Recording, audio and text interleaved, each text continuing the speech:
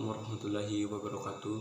Di sini saya akan menjelaskan makalah kami, yaitu kelompok 15 tentang hijab.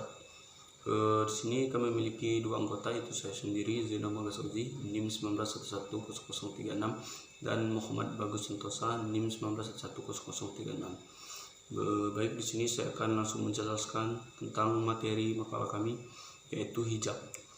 1. Hakikat hijab. Pengertian hijab secara bahasa. 1. Jilbab menurut Kamus Al-Mujam Al-Wasit memiliki makna sebagai berikut.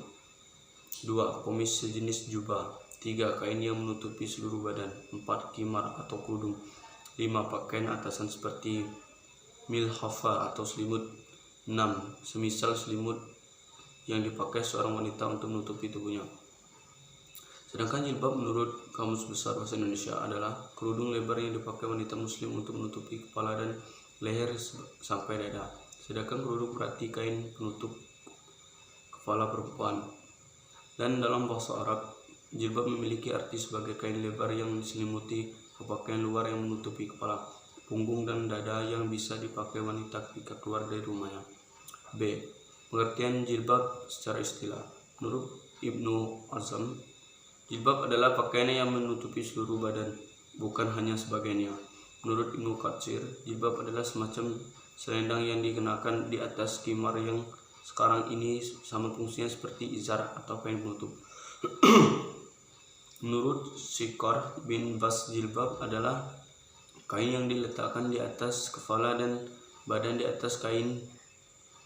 Jadi jilbab adalah kain yang dipakai perempuan untuk menutupi kepala, wajah dan seluruh badan. Sedangkan kain untuk menutupi kepala disebut kimar. Jadi perempuan menutupi dengan jilbab kepala, wajah dan semua badan yang di atas kain atau dalaman. Beliau juga mengatakan bahwa jilbab adalah kain yang diletakkan seorang perempuan di atas kepala dan badannya untuk menutupi wajah dan badan sebagai pakaian tambahan untuk pakaian yang biasa atau pakaian di rumah. Pada dasarnya jilbab berbeda dengan kerudung.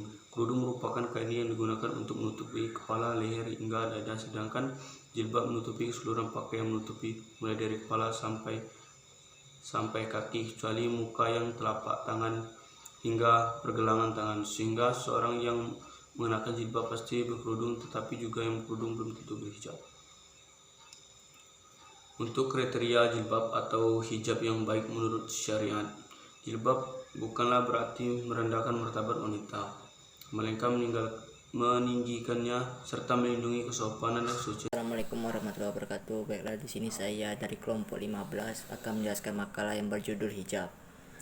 Di sini saya bersama rekan saya Zainal Magas Ozi NIM 1911111036 dan saya sendiri Muhammad Bagus Sentosa NIM 1911111080. Baiklah, saya di sini akan menjelaskan hijab. 3. Menurut hadis. Banyak hadis-hadis atau riwayat yang membahas tentang hijab. Oleh karenanya perlu kita pilah-pilah dan kelompokkan riwayat-riwayat tersebut dalam beberapa kategori. Hadis tidak diwajibkan menutup wajah dan telapak tangan. Mas'adah bin Ziyad menukil dari Imam Ja'far Shadiq alaihissalam ketika beliau ditanya tentang perhiasan yang boleh untuk ditampakkan. Imam menjawab wajah dan telapak tangan. Mufaddal bin Umar bertanya kepada Imam Shadiq alaihissalam tentang wanita yang meninggal di perjalanan, dan di sana tidak ada laki-laki muhrim atau wanita yang memandikannya. Imam menjawab, anggota-anggota tubuh yang wajib untuk ditayamumi hendaklah dibasuh, akan tetapi tidak boleh menyentuh badannya. Ali bin Ja'far ditanya tentang batasan seseorang laki-laki dapat melihat wanita non-muhrim. Imam menjawab wajah, telapak tangan, dan pergelangan tangan. Dalam hadis lain juga disebutkan bahwa pada suatu hari Jabir bin Abdullah bersama Rasulullah menuju rumah putri Sayyidah Fatimah. Sesampai di pintu rumah, Rasulullah mengucapkan salam dan meminta izin kepada putrinya untuk masuk sambil memberitahukan bahwa dia bersama Jabir bin Abdullah. Sayyidah Fatimah meminta beliau untuk menunggu sebentar karena pada waktu itu beliau belum menutup rambutnya. Setelah Sayyidah Fatimah menutup rambutnya, Rasulullah dan Jabir masuk ke rumah Sayyidah Fatimah. Dari hadis di atas kita dapat mengambil dua kesimpulan. Pertama, Sayyidah Fatimah tidak menutup wajahnya di hadapan laki-laki non muhrim. Kedua, tidak wajib menutup wajah di hadapan laki-laki non muhrim.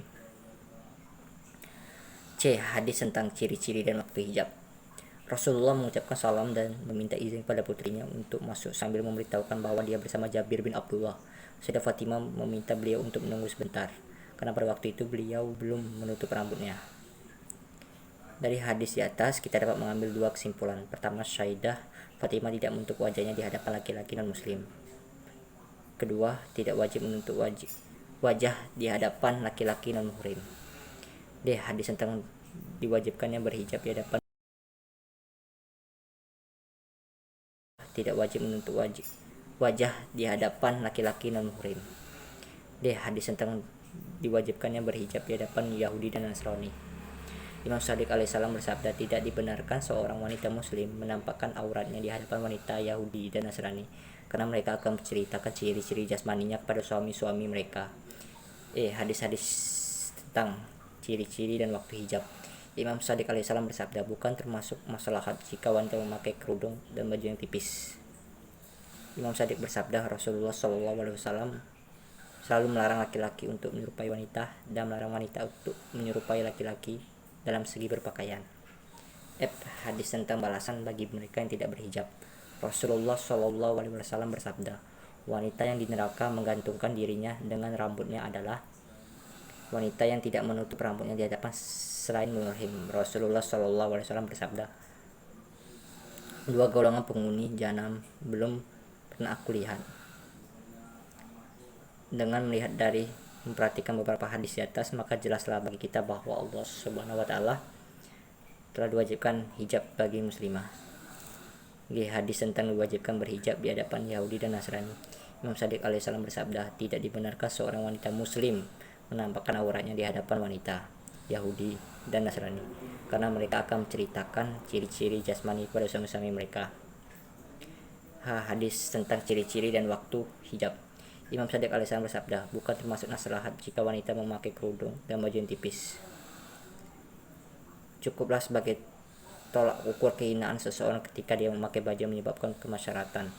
Rasulullah SAW selalu melarang laki-laki untuk menyerupai wanita dan melarang wanita untuk menyerupai laki-laki dalam segi berpakaian. Baiklah, sekian penjelasan dari saya. Apabila ada kata-kata yang kurang berkenan, saya minta maaf kepada Allah, saya mohon ampun. Wabillahi taufiq wal hidayah. Wassalamualaikum warahmatullahi wabarakatuh.